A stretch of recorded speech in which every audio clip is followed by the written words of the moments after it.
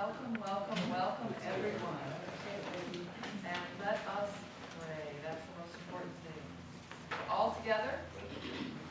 God of peace, hear our prayer. We have We tried so many times and over so many years to resolve our conflicts by our own powers and by the force of our arms. How many moments of hostility or darkness have we experienced? How much blood has been shed? How many lives have been shattered? How many hopes have been buried? But our efforts have been in vain. Now, God, come to our aid. Grant us peace, teach us peace. Instill in our hearts the courage to take concrete steps to achieve peace. God of love, you created us and you called us to live as brothers and sisters. Give us the strength daily to be instruments of peace. Enable us to see everyone who crosses our path as our brother or sister. Make us sensitive to the plea of our citizens who entreat us to turn our weapons of war into implements of peace, our trepidation into confident trust, and our quarreling into forgiveness. Keep alive within us the flame of hope, so that with patience and perseverance we may opt for dialogue and reconciliation. In this way may peace triumph at last, and may the words division, hatred, and war be banished from the heart of every man and woman. God, diffuse the violence of our tongues and our hands. Renew our hearts and minds, so that our way of life will always be that of peace. Amen. With that, I will leave the floor to our wonderful director, Rosemary. My privilege, which I didn't even expect, I thought Margaret would do it, but my privilege to introduce Peggy Steinfels or Margaret O'Brien Steinfels. Which do you prefer, actually? I wasn't sure. Margaret O'Brien Steinfels is a writer and editor. She has edited a number of magazines and journals, including Commonweal, Church, Christianity in Crisis, and the Hastings Center Report. She is the author of Who's Minding the Children? The History and Politics of Daycare in America, and editor of American Catholics and Civic Engagement, A Distinctive Voice, and American Catholics and American Culture, Tradition and Resistance. Her reviews and essays have appeared in America, Dissent, the Los Angeles Times, the Miami Herald, the New Republic, the New York Times, Slate, and the Washington Post Book Review. In 2012, she retired as co-director of the Fordham Center on Religion and Culture, and currently writes a column for Commonweal and blogs at .commonweal, which I think we will all agree sounds like it's not quite retirement. Sounds like quite a busy person. And she has been a delight to help plan this day. It's been wonderful working with her, so welcome, Peggy. So, I was invited to open your conversation today with some reflections on one section of Pope Francis's exhortation, Evangelii Gaudium. It's a very small section in a very, very long document. Namely, Chapter 4, Section 3, paragraphs 217 to 237. Now, for reasons that escape me, Jim Kelly, he's here somewhere, yes, so I could explain what the Pope was trying to tell us. And I have no idea what Jim imagined I was going to be able to do. But here I am, so I am going to share my stumbling efforts at trying to understand what he's doing. And so that invitation came and I agreed, and then Rosemary Pace told me that in the course of the planning, she reminded me that big events were taking place in the Middle East.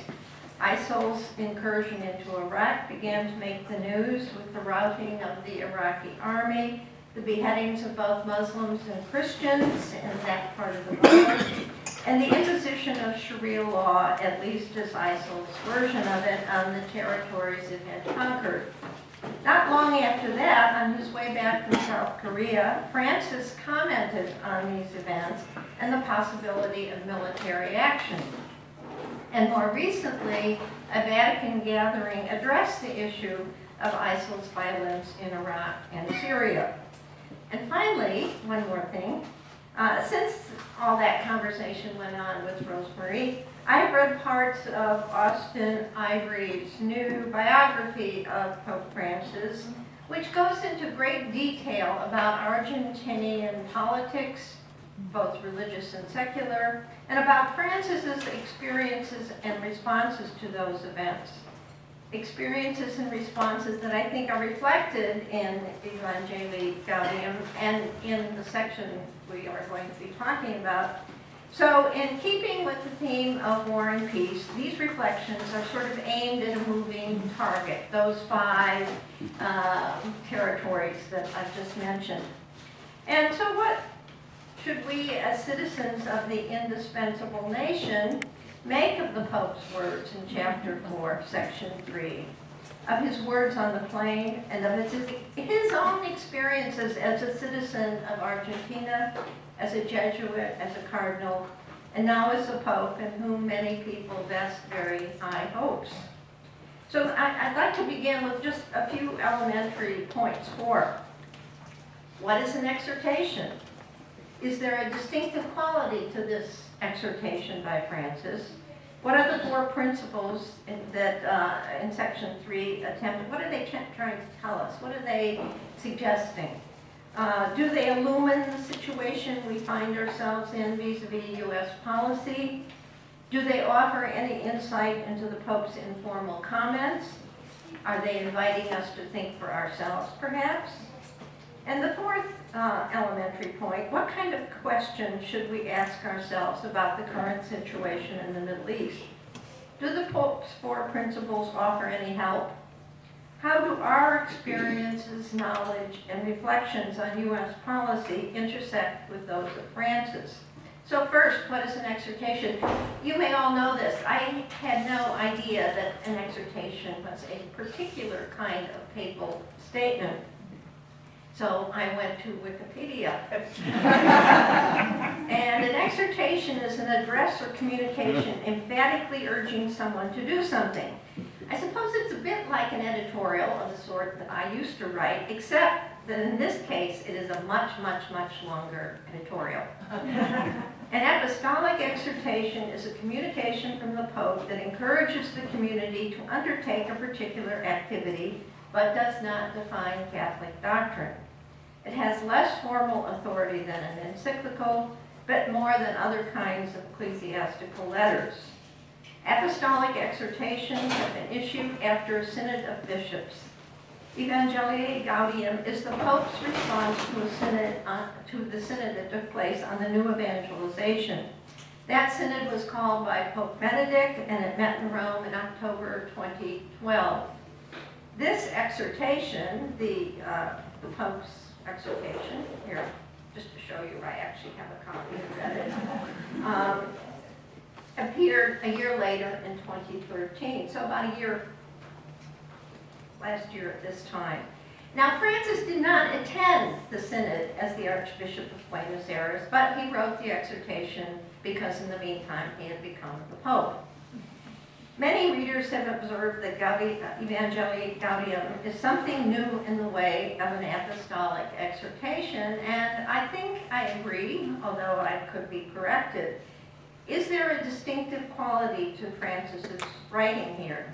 Yes, I think there are. There are 5 distinctive qualities. Francis's voice is personal and somewhat informal. It is amiable, and it has moments of self-criticism. It seems a contrast to the usual formal language of a papal document. This is not a voice from on high speaking in abstract language. It does not read as though a committee wrote it, though maybe one did. I don't know that. I'm just speculating here. The language and ideas reflect a deep level of experience of work on the ground. However, it was not always clear to me, and perhaps to many readers, exactly what the Pope's experience has been and how that experience shaped his views. And that's why Austin Ivory's biography, right here, just out, The Great Reformer, Francis and the Making of a Radical Pope, fills in some of those gaps, especially about the political situation in Argentina and about Francis's struggles with his fellow Jesuits. Bergoglio lived through several difficult and morally challenging events in Argentine history, including Peronism, civic struggle, military coups, the Dirty War, and the invasion of the Falklands, which led to Argentina's war with Great Britain, and which Argentina lost. He also contended with conflicting ideas in the Argentinian church and among the Jesuits about Vatican II, about liberation theology, and about the option for the poor. That history is certainly reflected in how he thinks not so much about war, but about social change and struggle in a Christian context. The second distinctive quality of the document is it's responding to the Synod on the new evangelization. It is unusual in that it actually speaks to the issues the bishops raised and discussed in the Synod. Well, something new. Generally, these exhortations have been a pope's response, not precisely to what the bishops discussed, but what a pope thinks of the issue. Following Vatican II, as we all remember, synods were meant to continue the collegial dialogue of the bishops.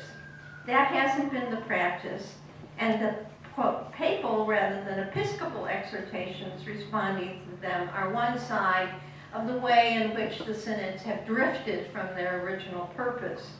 So perhaps this exhortation means Francis will reorient future synods to their original purpose, and that the exhortation will reflect not simply papal views, but also that of the bishops. And we shall see, I think, with the current synod on the family.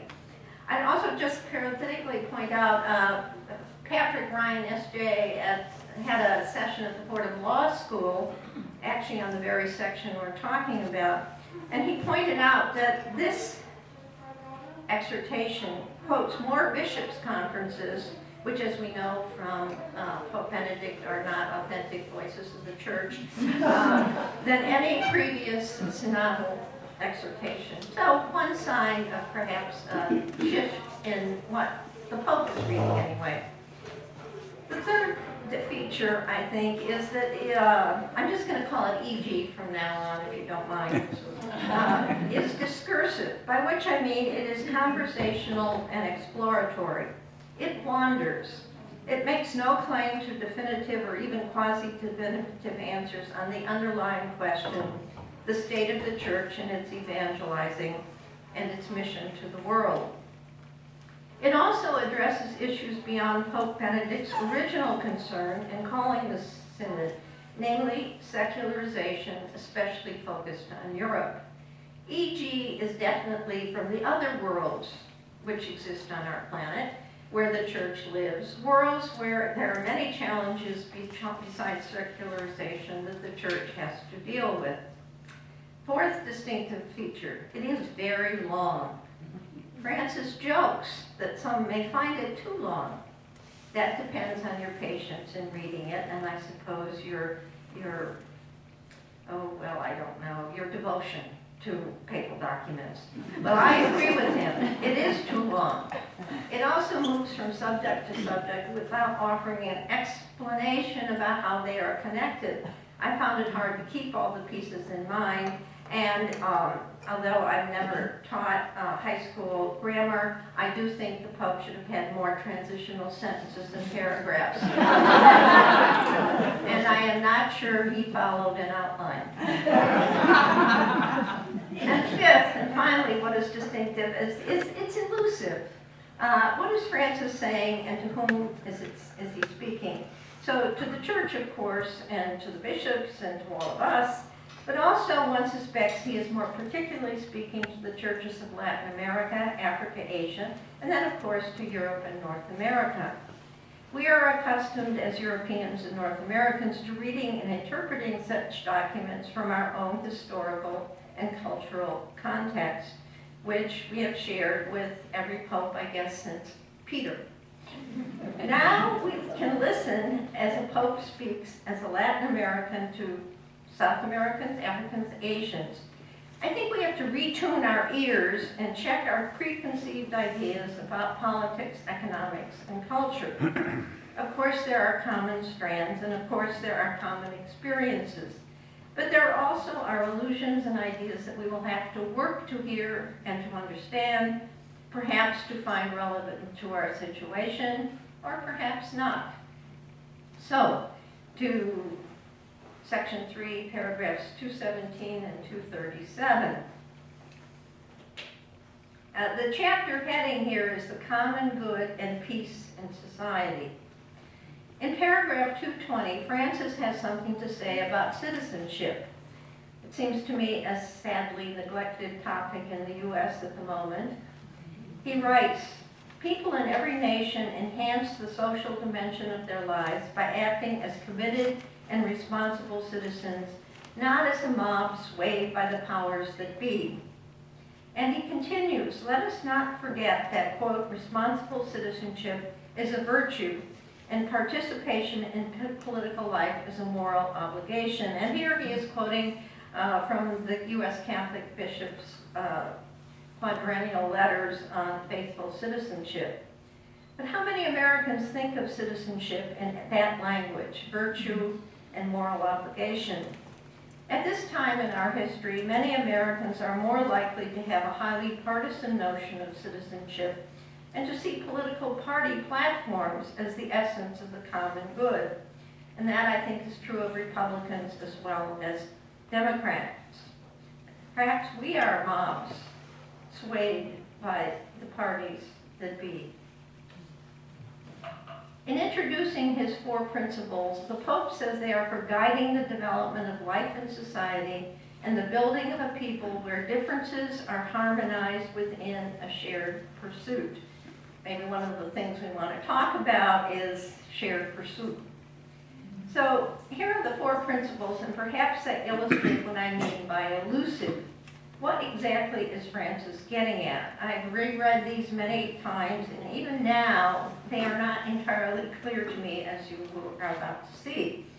Perhaps some of you will have seen these more clearly than I have.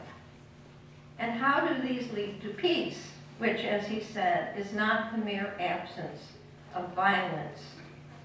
Let me just insert here parenthetically that Ivry, or Ivry, anyone know how to pronounce his name? He was a tablet writer, okay. I'm going to go with Ivry. When discussing these 4 points, which he does in the book, they evolved in Bergoglio's thinking in a slightly different form. And he cites a period in 1974 in an address to the Argentinian Jesuits. These were cast in the following language: unity comes before conflict. The whole comes before the part. Time comes before space. And in 1980, he added, reality comes before the idea. The principles, as discussed in the exhortation, as you all who have read it realize, have a different wording. And that might help us think a little bit about what they're really saying. And perhaps his original casting were kind of homiletic helps for sermons or something, rather than any grand thoughts as they are presented in the exhortation. So, the first, time is greater than space. Time is open and forward-moving. Space is closed and contained. Francis writes that this sense of time means working slowly but surely and not looking for immediate results in the work you do. Now, a little perversely, even to my own mind, I couldn't help but think of the final stanza of God Our Help in Ages Past on the theme of time. I can't sing it for you, but I will recite it. Time, like an ever-rolling stream, bears all its sons away. They fly forgotten as a dream, dies at the opening day. You can hum that to yourself. Now that sounds more like the idea of time in U.S. culture. Every day we see people who are pressured, constrained, and contained, not so much by space, but by time. The mother on the subway hurrying kids to school during rush hour, or projects that have funding for only 2 years. Succeed or lose your money. In a world of swift and frequent upheavals, policy is made on the fly, sometimes without sufficient thought and careful planning. We live in a country and a culture that demands and celebrates the immediate. Do something, do anything, ready, fire, aim. So the emergence of ISIL in Syria and Iraq has created a particularly complex problem that bears on this issue of time. Do we think both of the short term and the long term? ISIL would seem to be an issue particularly for the nations of the Middle East: Iraq, Turkey, Syria, Iran, Jordan, the Gulf nations, Saudi Arabia, and of course, Israel. Yet it is the demands of our own members of Congress that press for the U.S. to take action. And indeed, the United States bears some responsibility for the conditions in Iraq that have fostered the development of ISIL. Should we have taken the action we have? Was there a duty to protect those people on the mountains, the Yazidis, which really ended with the president sending, or the Pentagon sending, some Marines to facilitate their evacuation? Should we have waited? Should we have hung back? Why didn't we? Even now, some government leaders, General Dempsey and Secretary Haig, call for more boots on the ground, and this morning's Times had a little headline saying they're going to get a couple thousand of them. We are being asked to send more weapons to the Sunnis in Anbar province and more training for the moderate Syrian opposition, who have steadily lost ground in Syria and steadily lost their weapons to more militant groups. So that's the kind of situation I think we face there. The Pope's second principle: unity prevails over conflict. Francis argues rightly that we cannot ignore conflict, but he also says we must not be trapped by it. How to avoid the trap? He thinks by seeing the deepest dignity of one's opponents, and he says we should neither hide disagreements nor wallow in them. Meet them head on and create a link to a new process. That's what peacemakers do, he believes. At least on the armed struggle front, we seem to lack these kind of peacemakers. In the first place, the United States is not a unified country, domestically or on international questions. Nor do we see the deepest dignity of Muslims, or even of our fellow Christians in the Middle East, or of the myriad religious sects that dot Iraq, Syria, Lebanon, and Israel. Nor do we fully understand the effect of demographic changes in that part of the world, of climate change, of the refugee impact in these various countries that are some of the underlying causes for the current conflict. And as we now see, the inter and intra-communal conflict in these countries means there is not unity there either. Conflict has become a way of life. Some of it admittedly set loose by the policies of the United States, but I think we can also look to Russia, France, and England for some responsibility for what has gone on there. Third, the realities are more important than ideas. Austin Ivry, in his biography, tells us that Bergoglio took this phrase from Juan Manuel de Rosas, a 19th century Argentine caudillo and supporter of the gauchos, the Argentinian cowboys. And his principle of good government was reality is superior to the idea. Rosas was also known, according to Ivry, as the tiger of the Pampas. That's just an extra fact for you to have.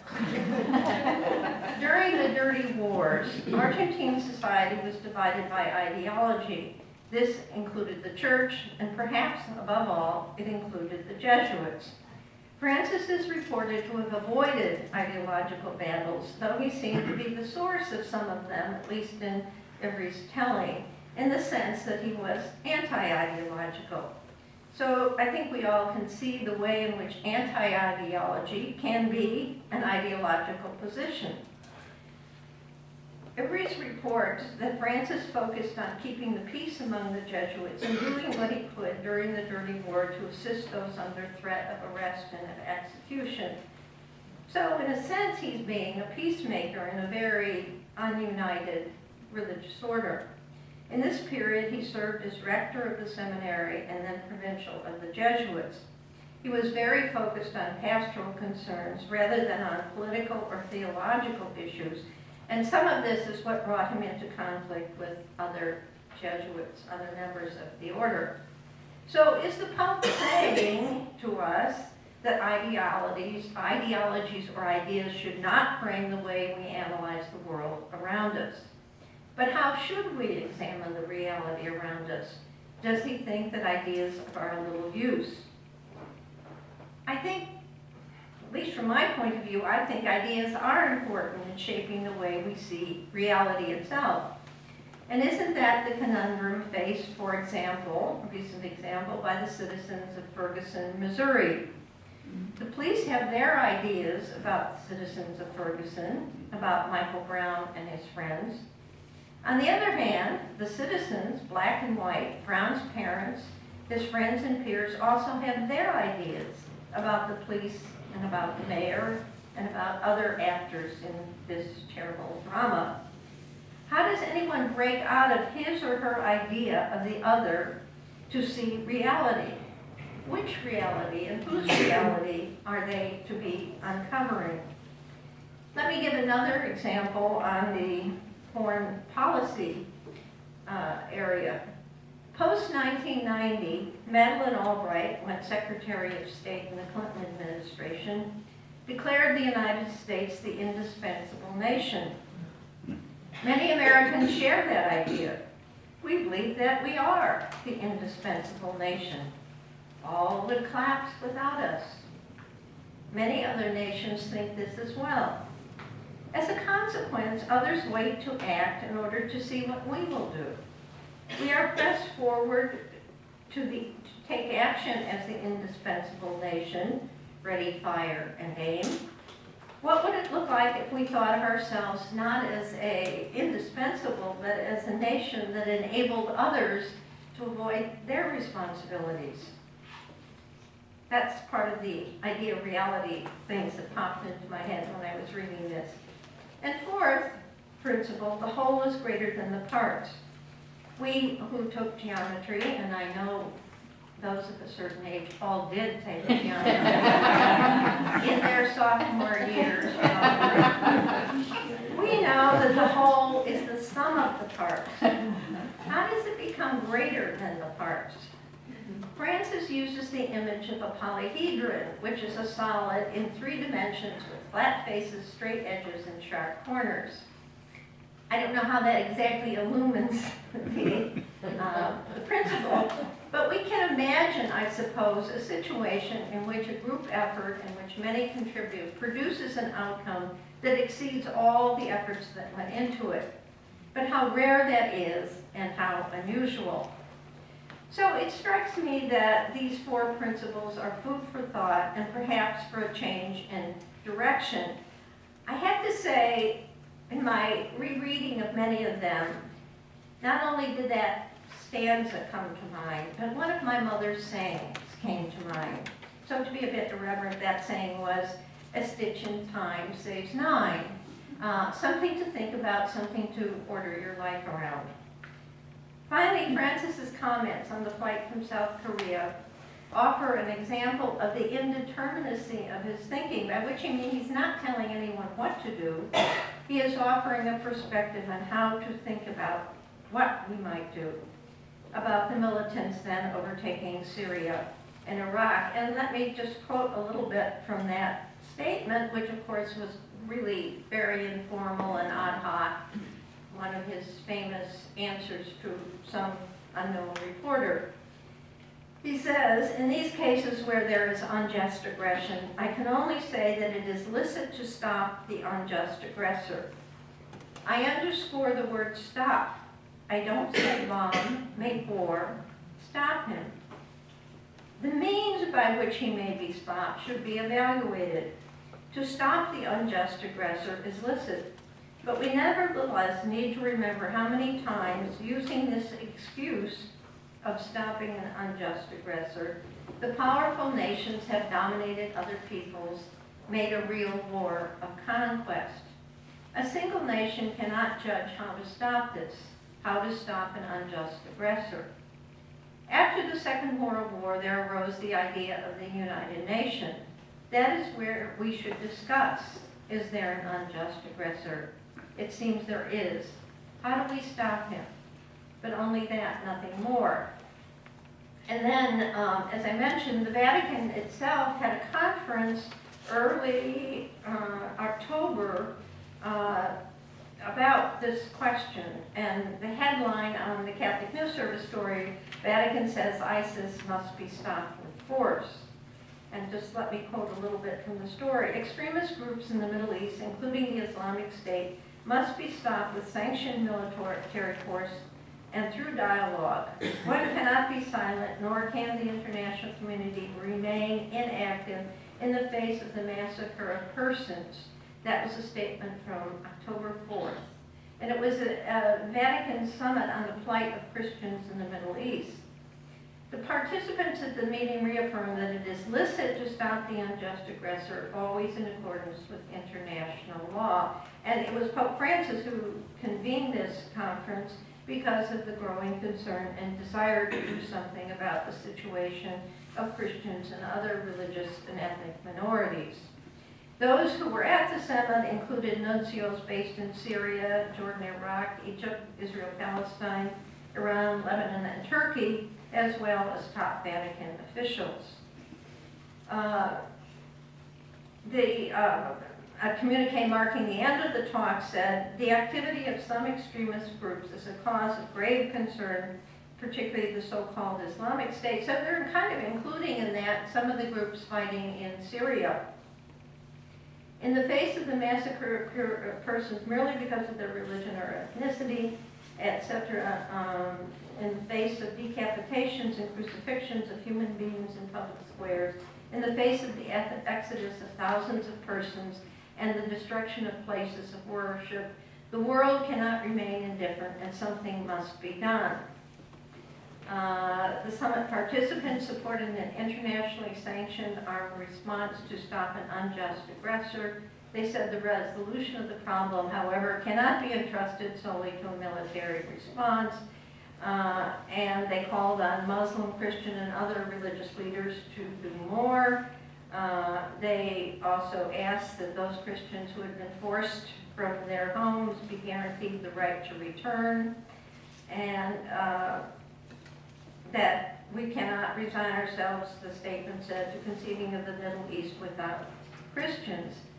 So it seems to me both statements sort of, one could easily fit them into a just war analysis of this, except for the requirement that an international discussion and an international body be the convening entity rather than the work of a single nation. So we see here a kind of conflict between the way in which the United States tends to act and the way the Vatican and the Pope seem to see the scenario for developing some mechanism to stop these terrorists. But in fact, the UN has agreed to whatever it is we are doing there, or we and our coalition of unknown numbers and unknown nations, including presumably the bombing that's going on in Kobani at the moment. So in order to open your discussion, let me just repeat the 4 principles. First is they were originally worded by the Pope in his years in Argentina, because I think it might just be more grammatically clear. Unity comes before conflict, the whole comes before the part, time comes before space, reality comes before the idea. The principles as discussed in the exhortation are time is greater than space, unity prevails over conflict, realities are more important than ideas, the whole is greater than the parts. There you go. Start talking.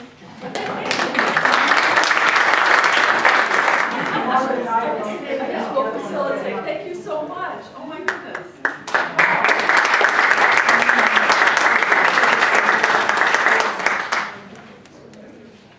There's a lot of bids up there. Thank you, Jim. First of all, Peggy, thanks very much. And I wondered where those. That's for my Jesuit education. Well, I'm glad you got over it. But I wondered where those four principles came from, what their origination were. And in thinking about what you were going to discuss, I cut out little articles from other journals besides Commonweal. For example, the Brooklyn Tablet says, did Pope call for war versus ISIS? And then it says he has called for war. And then it's not only the Brooklyn Tablet, but even the slightly more literate, the tablet from London. And here it says, Pope Francis, in his moving plea for intervention to the United Nations, invokes international law, implying that military action in such a case is called for. So even the Vatican is calling for military intervention. So here's my question to try to get it into your sort of penchant for concision. First, those four principles and what the Pope said, as you mentioned, they allow themselves to be interpreted in a just war fashion. Now, just war has always been interpreted by American presidents and anybody else in terms of national security, which only they can identify. So that just war never stopped any war. So it really does render the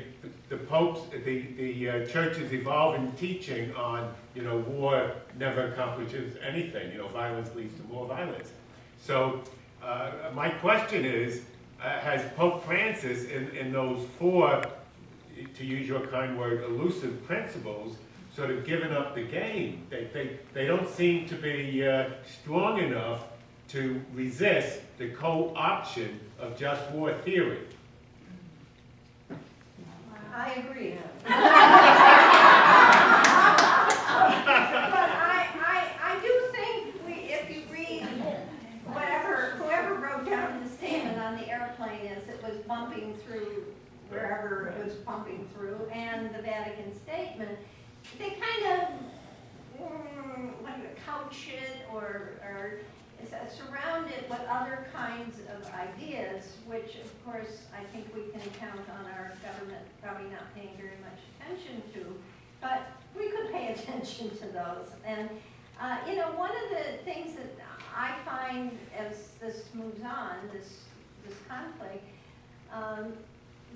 the conditions in which people are living in the Middle East are very different from the conditions they were living in 50, 100 years ago, that there is a demographic revolution. There are lots and lots of first and young people with no jobs, and Syria in particular, I gather from what I've been reading, is in a period of severe drought, which means that farming families are leaving the country for cities. So there's a kind of internal upheaval going on at the same time as these warring factions, one might say, both internally and externally, are warring with one another.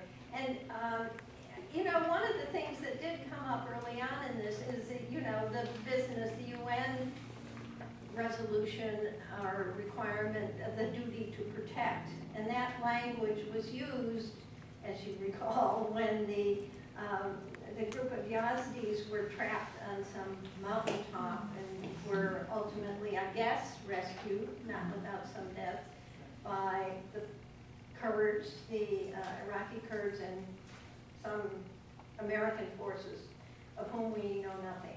We don't know exactly. I think they were Marines. So, what's going on in Kobani now is another question of the duty to protect, it seems to me, which sort of kind of angles around any just war theory, because it doesn't say you are required to have a conflict in order to protect. But we know that the people who live, the Kurds in Kobani, these are Syrian Kurds, have asked to be bombed.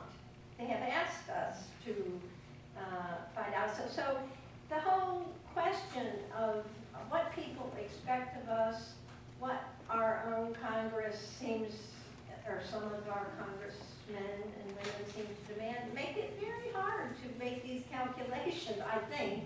And I don't think the Pope was just straight out calling for war myself, but who knows? Someone in Argentina, perhaps. I read very recently a quote that the Pope said, "War is madness." And you know that and what I took from that is that war is not a solution to whatever terrible evil. We have to, resist and do all we can creatively, but not. Well, the quote was, "War is madness." But you notice that didn't make any headlines. Well, yeah, that's not too surprising. I don't think it's just the Christians that are stand in danger. I think the whole Muslim sect is in there, a large number of people. But what intrigues me in this is that we are asked to protect. Is that really true? And if that is true, this has been something that the United Nations has really talked about, and this would make a difference because it's not war, it's protecting something and somebody and some people. So this is a question I think we really need to look at. ISIS is something that we have never come across before. We've read, I don't know, even in our history, maybe some of the sects of Islam might have been that way, but this was a declared war against anybody who is not of their way of thinking and believing. So this presents to us a real conundrum. And I think it's more than Pope Francis, and it's more than the United States. It's called to us as human beings to really rethink in a crisis like this, what do we do? Things that stuck in my mind was that the Pope on the plane said we have the obligation to stop ISIS rising. And my understanding of the just war theory, one of the components is that you're obligated to do everything you can before the war option. And to my knowledge, ISIS does not have the capacity to manufacture weapons. They don't have the capacity to distill gasoline or produce gasoline. And their sources of money, they get that money from elsewhere. And it seems to me, especially I would relate this to the obligation of the United Nations, there could be so many things done to disarm and immobilize ISIS and its capacity to wage the war by cutting off their resources. Unfortunately, these resources make a lot of money for people. And what strikes me is often, for instance, these drones that are used either for reconnaissance or very often with missiles attached, and this goes even beyond ISIS. They're flown by people in Virginia, you know, who go home at night and read bedtime stories to their children, and are making a good living. And there's a disconnect between, in their lives, between what they're doing and what people are suffering, you know, other places. And perhaps maybe that's where the failure of imagination. We don't imagine that there's any other thing to do with a phenomenon like ISIL except to bomb them. Well, the cost of the missiles, I read someplace, you shoot a missile at a pickup truck with an anti-aircraft gun, and it's like 100 to 1 the cost. The missile costs 100 times more than the pickup truck that you're destroying. So the conversation, we don't have these conversations. We have this conversation, should we bomb? We have to do something. And to me, if nothing else, it indicates a failure of imagination. And, you know, whether the Pope's statements enhance our ability to imagine or not, I'm not sure.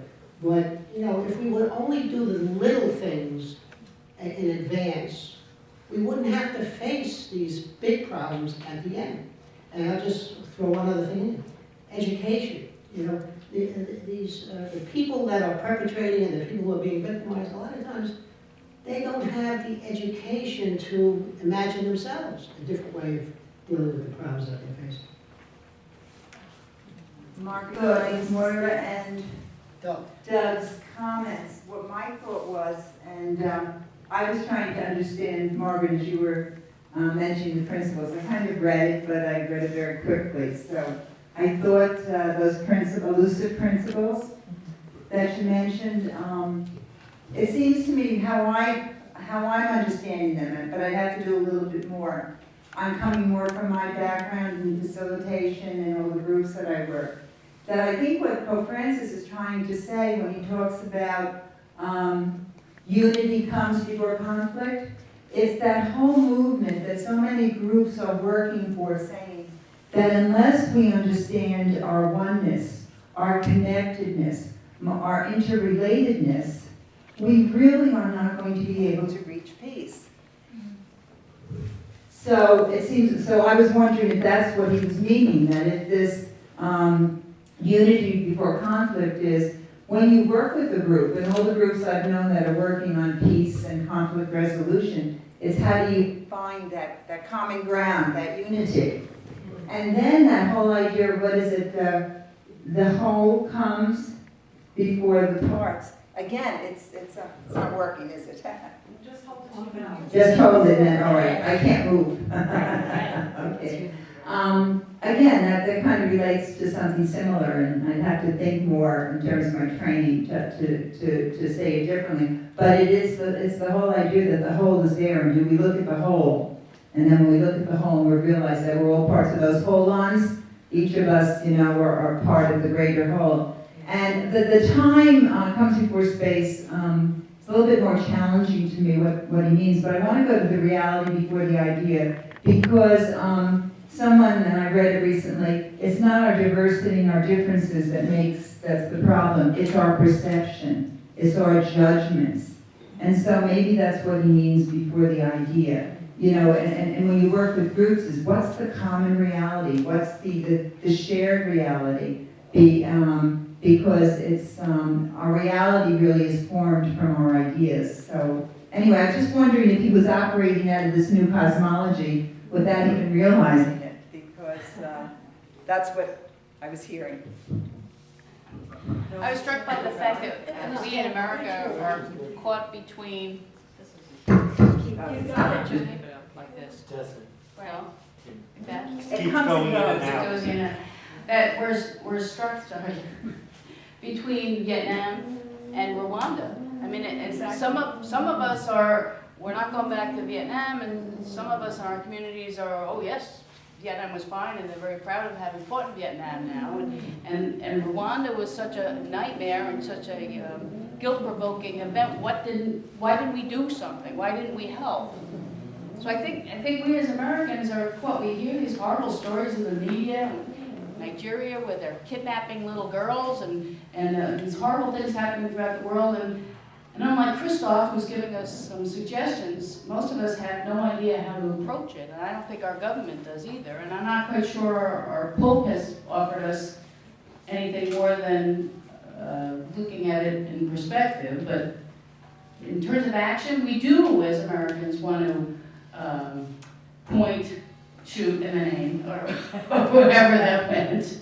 And I don't know what the solution is, because I certainly would like to see something done myself. But reality does come before the ideal, and in terms of reality of what's over there, it's going to take a long time to do peaceful actions. I don't know what the solution is. In my brief understanding of the Middle East, what has worked not necessarily has been military action, but when you see what happened in Haiti and Indonesia, our humanitarian response has been unbelievable. I think that's what we're good at. I think that's one of the few things that America can really excel at abroad. And I think that's probably the best immediate action. I think even if we address ISIS, there's going to be another couple of letters that are horrible coming up in the next couple of years. It doesn't address the root, their symptom. And I think to address the symptom, we need to put teachers on the ground, educate young girls over there. And I think that's what's missing over there. That's the element that I think has, led to this amazing group is educated women. And I don't think that's a zero-sum game. I think we can gain a lot without losing any. We don't have to give anything up over there to educate young girls to, raise better boys too. So. Rather than say what happened with us helping out, in those particular areas. People came here on 9/11 and they helped at Katrina. So it's the humanity, the unity of humanity that's out to do the best they can for the situation. So I think it's really a human characteristic that our essence is service, a joy, fun, love, and peace. So I think it really is a real togetherness, going back to the whole on and the wholeness concept that we are programmed in the right way. We've just been kind of deprogrammed in our own way for thousands of years.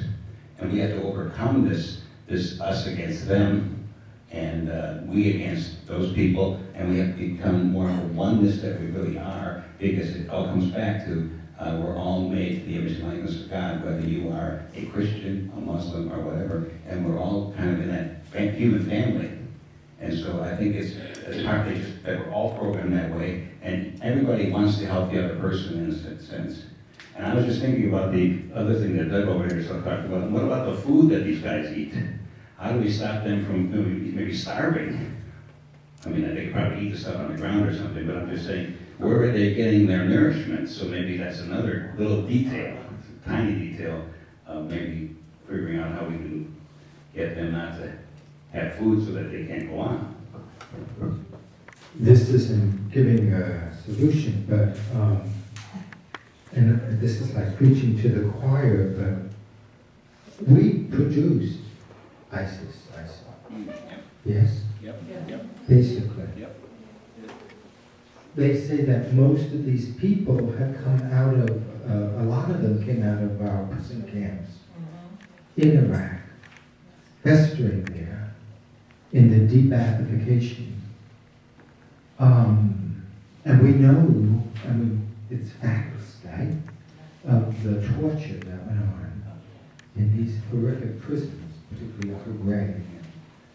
And we have given birth to this. So now our response to the violence that we already planted in the ground is more violence. I just don't see how that's going to solve this problem. So I don't know how we can, we create the monster then becomes such a destructive force to so many innocent peoples, we act as if we're shocked by this monster. Where did it come from? As if you don't think our intelligence people knew that this was going on and we were creating all this?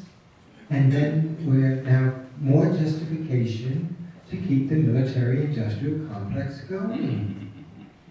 I mean, we have to create this if we're going to keep every certain number of people very rich. I mean, all these scientific advances is mostly in the area of military. It's extraordinary, right? So what they can do, what they say, I don't know. Doesn't it bother you to watch Homeland? Do you watch Homeland? No, if you haven't been watching, it's amazing. It's an amazingly powerful drama. But what's shocking in Homeland is that stuff's not just the fabrication of the creators of Homeland. You know, those people who produced this award-winning show, if they've got, you know, their facts coming once out, it's extraordinary. Brainwashing. Well, no, but what I'm saying is, when you watch Homeland, they're sitting in a room the size of this, or twice the size of this, and they are showing, now it's all a fictional story, right, of our undercover work there in the Middle East. And they have these cameras that they can show people right up into their homes, and the drone, as they're working the drone, they can pinpoint where that drone's going to hit, pretty much, you know. And, well, this stuff, this is what our engine in the United States and our economy, it's constant, more and more of this incredible technology for war. So I don't see how we can justify it as people who believe just the opposite. It's no solution. It's just producing more and more letters coming along, more violence, more people who hate us. We just keep planting the seeds. And look at the difference we did in response to World War II with the Great Marshall Plan. Right. We converted all those people who could have been not only hating us, but hating each other into this united Europe. Because we deluged them with humanitarian response. So that comes back to how do we do this? Because it's a new, in some way, it really is new. The extremism is new. And the only, I thought that I'm sorry, I don't know your, Doug? I thought Doug kind of opened up something for us which is very important, and that is there are things that maybe you and I can't do, but there are things that people in power can do. And one of the things I like to point out is that although we have signed a treaty against small arms and light weapons, they're still selling them. Right. Where do these guys get these tanks, for God's sake? You know, those are the things that we should be facing and talking about and seeing where to put our energies. Otherwise, we go back to philosophizing about it, and they're not this is reality for them. The people who see them coming run. And you know, that's not their habit. They usually stand and fight. And then they're running. So what we want to do then is to think out ways in which there are powers that be can do this, and if they're not, that's where we need to confront them, because we can't confront ISIS. So I would like to see us think about, well, where do we put our energy in, and how can we do it?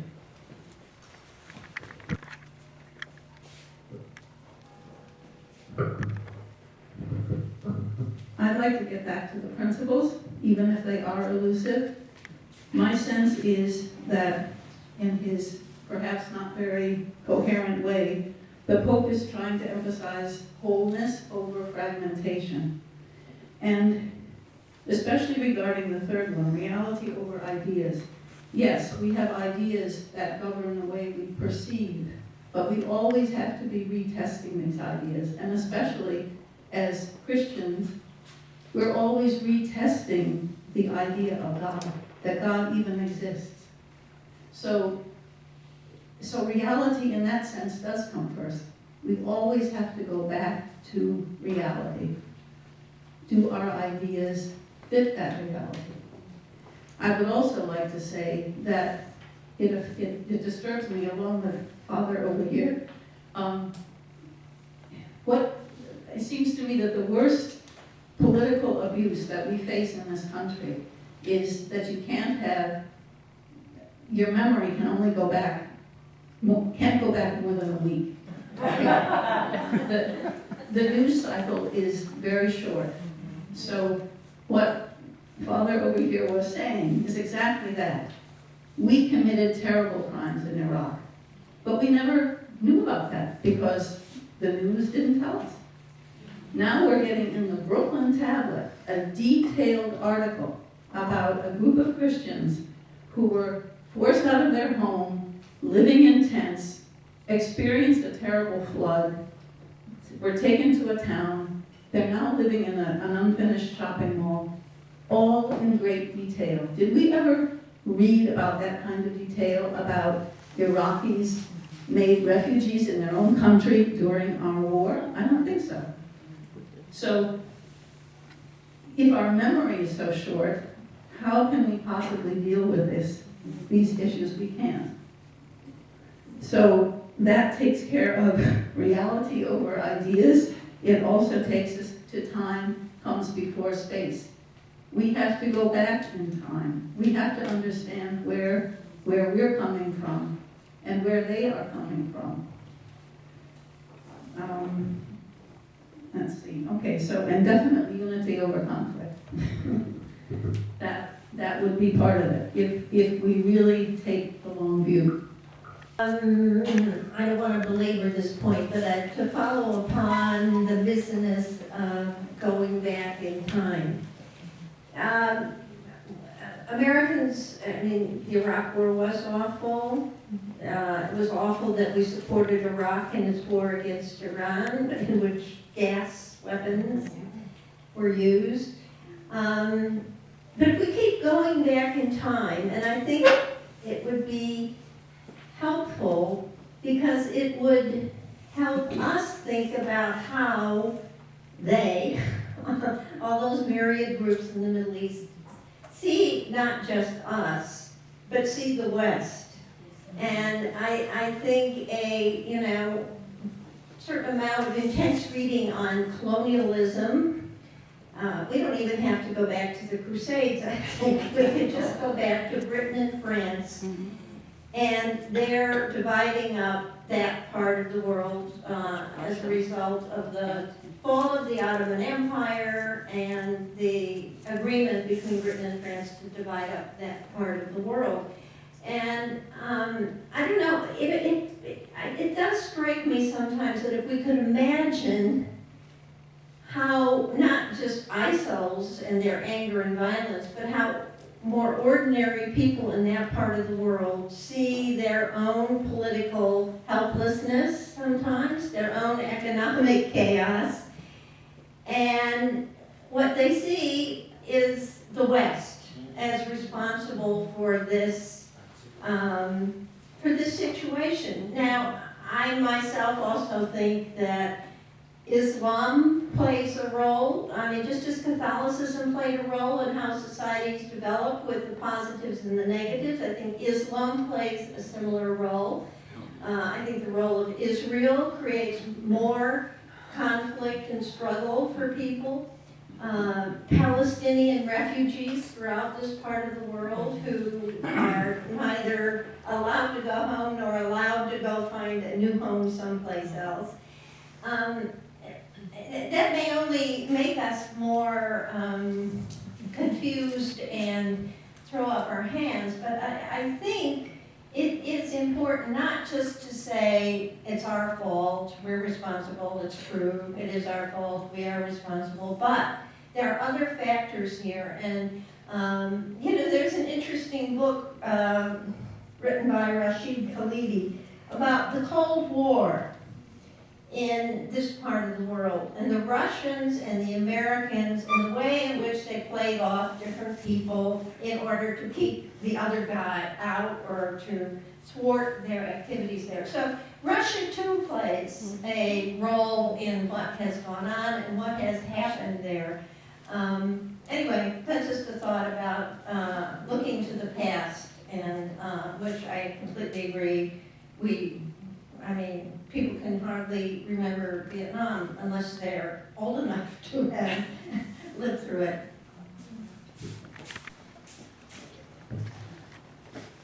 I'm the principal of a grammar school in Corona, Queens. And I was listening to, what's your name? Brian. Brian? Education, yes, and in other countries, yes. But the education... Okay, can I talk about that? Because I have a very loud voice as a principal.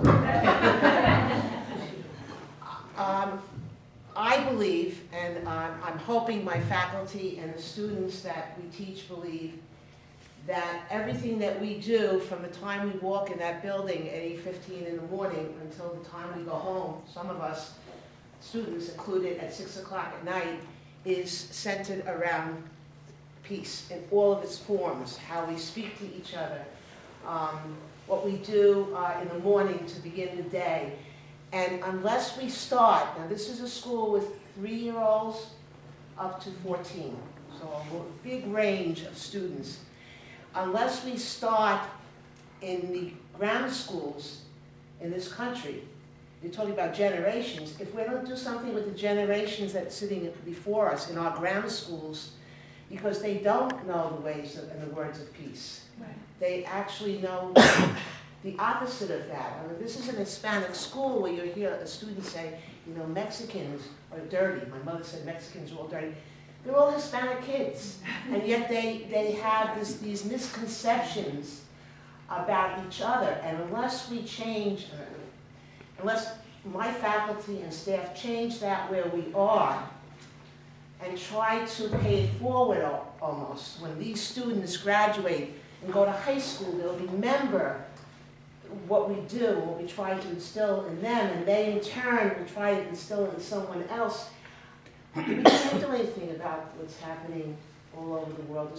I was getting very hopeless sitting here because it seems hopeless. It does. But when I get up in the morning and I go to school, I'm full of hope because I know what we're doing, not just educationally, but peacefully, is going to make an impact. You have to believe that, otherwise you wouldn't do it. You would say, who cares? So I think the education is important, but it's important all the way down to the very babies almost. Because Peggy has made a living, I want to hold on to that, Chief, has made a living thinking about these things and searching for the wisdom of things. And I'd like to ask, and then I'll refer back to the principles. One is the realities are greater than ideas.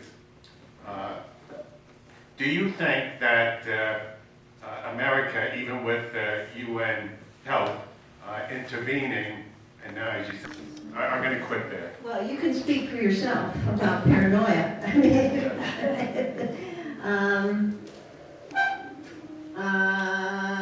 You know, Obama. I voted for him twice. I would vote for him again if he were running, even though I think he has made major mistakes, major mismoves, etc. On the other hand, this is a very complicated country. He inherited a very complicated situation. I think in many ways he, without quite saying so, admitted that we lost in Iraq. I mean, we left it in some form of chaotic stability, but he did not apparently go after a SOFA agreement that would have kept American troops there. What is going on in Argentina?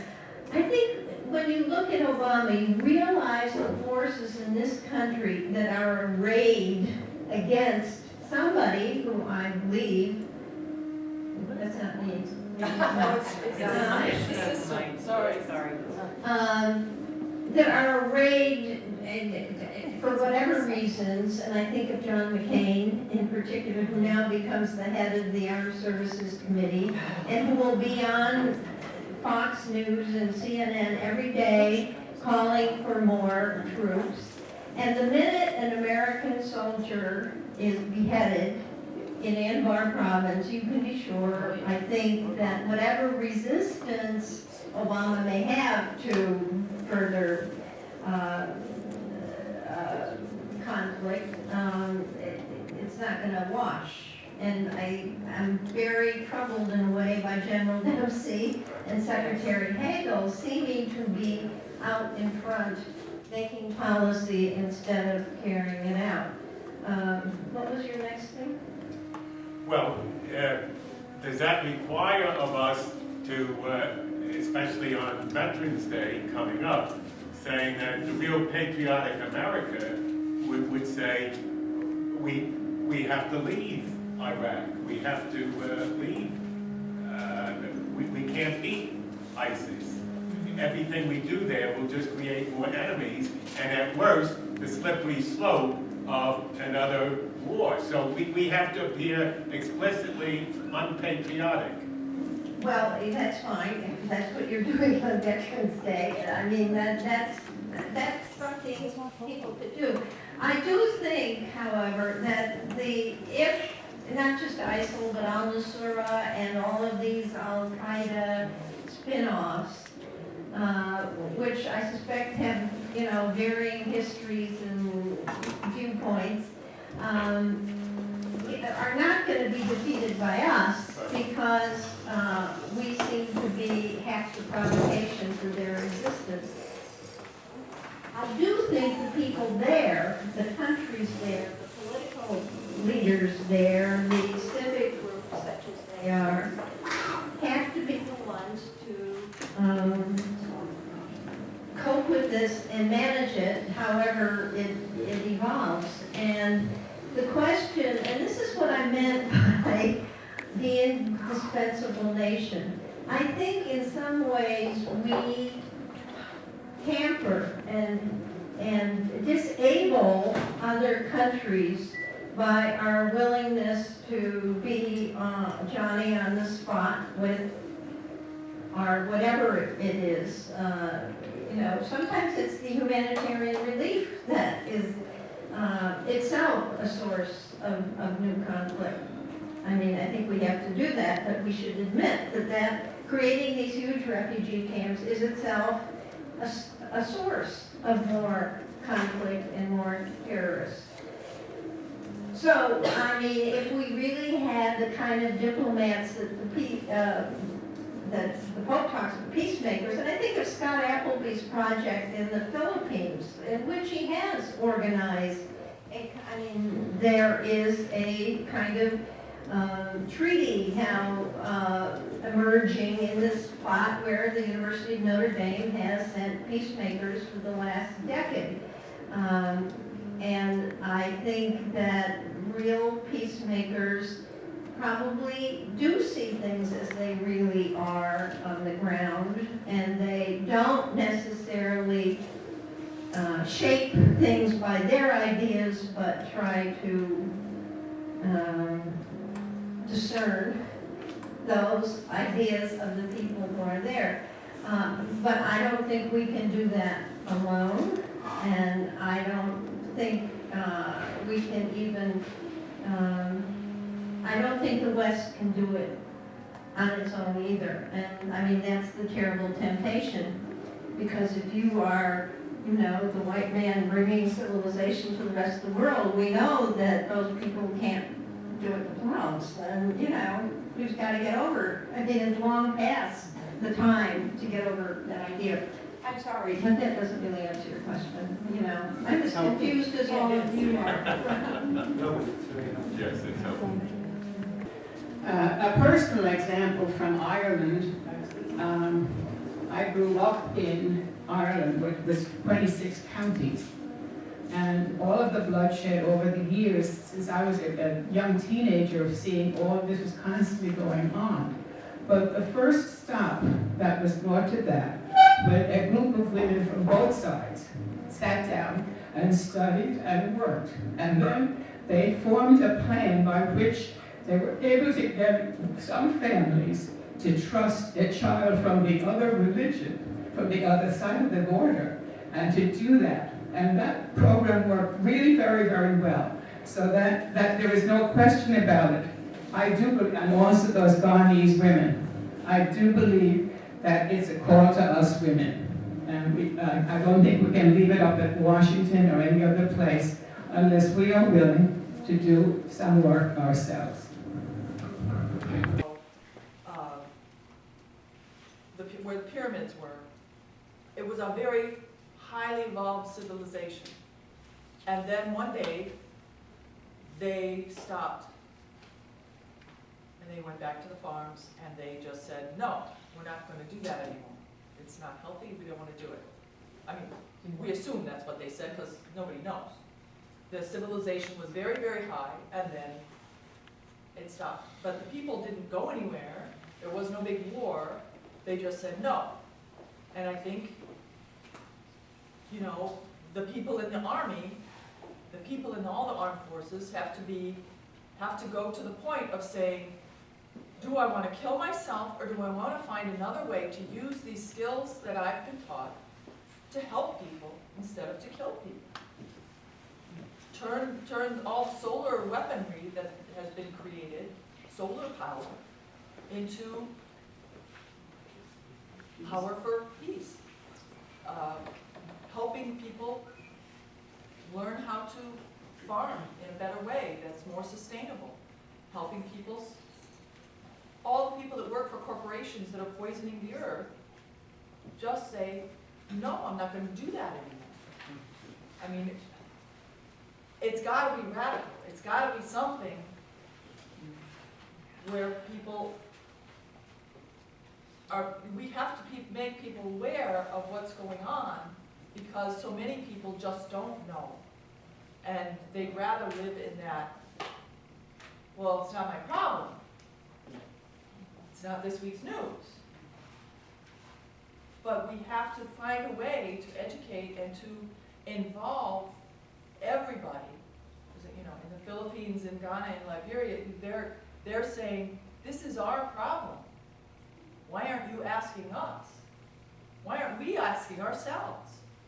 Why are we allowing our people to die by killing other people?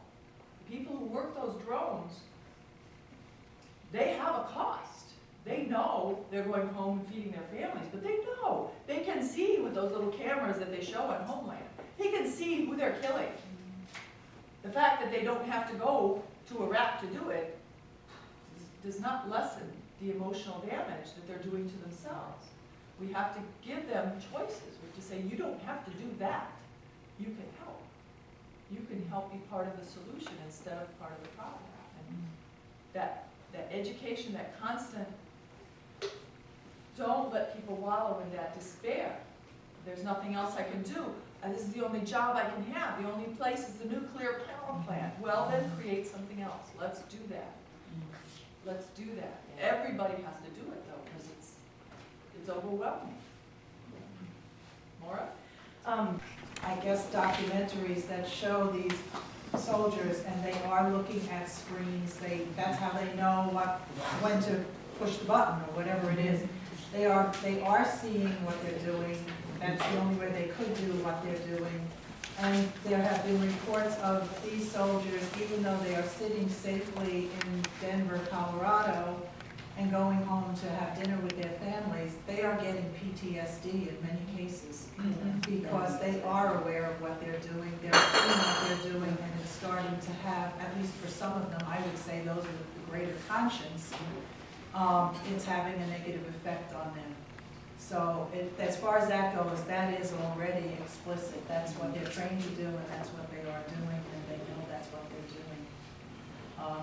Much of what else you said, though, Laura, I think has, real validity, certainly in terms of the general public being more aware. What about video games that the children play? Yeah, From the time they're small, it's just the opposite of what you're saying. Gamergate. They're absolutely brainwashed from the time they start playing. And that probably contributes to what goes on in schools with violence, child against child, neighborhoods with gangs against gangs. So I agree, we really have to, it's a huge thing that we have to do, but we need to strategize and work at essential places to do what we can do that's effective. And thank you for putting those things out for us to see. I miss them and I'll go back and get them. Joe? First of all, your statistic is 22 veterans die every day, commit suicide every day. 22 veterans. 42?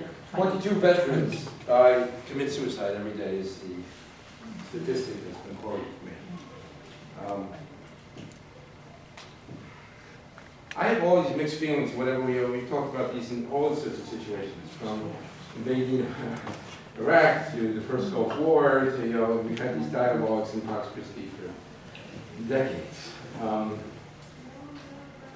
I don't know about, I think there's a culture of seeing that violence is the first go-to solution before anything else is tried. And you might contract it like, these video games or these violence or something, but all throughout history it's been like violence is the particular way to handle a conflict in any way situation. Also, it's in the Bible. So,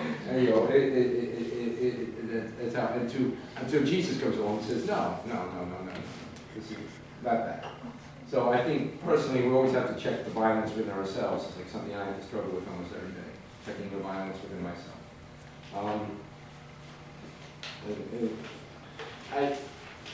All of these issues come like that. It's economic, but I think really what comes to me is the loss of dignity of the human person.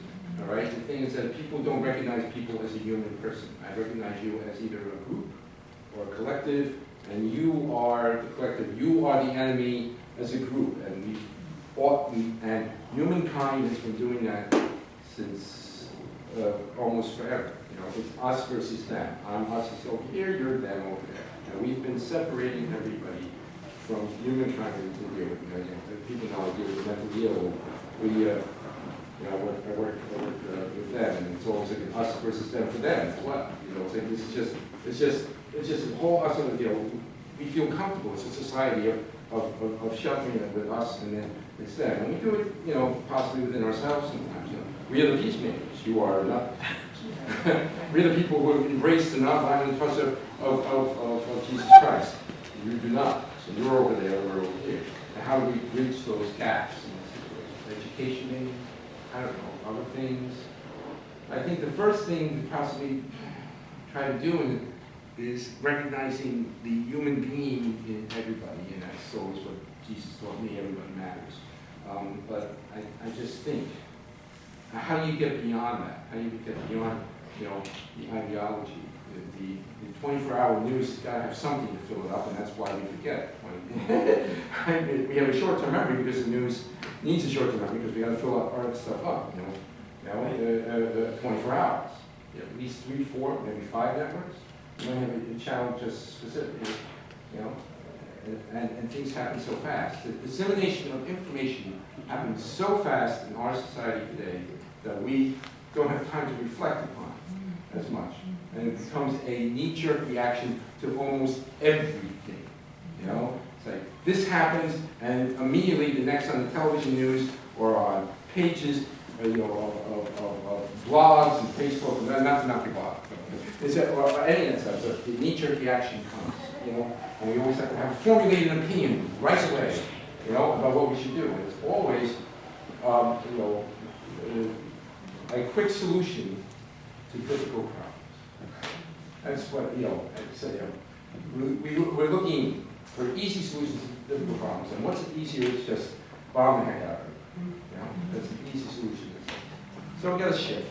Yeah. We have to shift our mindset in situations. I don't know how you need a president or leaders, and at least who turn around and say, we have to shift the mindset and stuff. Maybe, and that's, and to say, they're not, is not a group, and you can't try to not.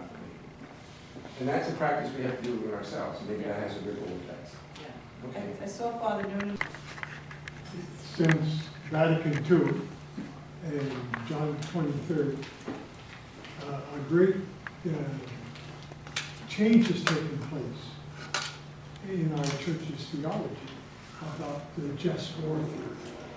Yeah. It's almost, actually, I think the last few Holy Fathers probably would have said there is no such thing as a just warfare. But can you imagine the outcry of people who, for their own reasons, want war? What would they? But I think that's one of the, this will not make a difference tomorrow or the day that that's proclaimed. But in the next decade or 2 decades, there's probably nothing that would, the wisdom that's been shared this afternoon is magnificent. Yeah, thank you. But I think, the ideal that we all are praying for and hope for, I think that would be one of the most remarkable things that would help us slowly to begin to say, this is not an option. Yeah. We're followers of our religion. And then we have to, then that would help us to be more creative. Because now, unfortunately, when something's going wrong, Yeah. send troops, Yeah, kill them. That's not the answer. the image from the movie Gandhi, where, they non-violently protested and got coverage showing the British soldiers beating them and killing them, and they did not have weapons, and they showed it, and it was like, who's the savage here? It's like, that's what we have to realize, is we are being savage using violence.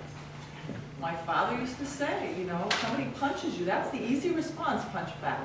You're smarter than that. You can do better than that. We're smarter than that. Everyone on earth is smarter than that. We can learn things, we really have to. Doretta? I think, I keep trying to put this in there. I think two things. One is, having been to the UN over the last few years, most of the world knows this. If we weren't so rich, we would be ostracized. The other is, we have to teach that there are ways of doing it nonviolently. We don't understand the skills. Not enough people know the skills to do things nonviolently. Yes. So to teach conflict resolution, I think what Maureen's doing, we need that over the whole country. Yes. And, I think that's something Pax Christi needs to do.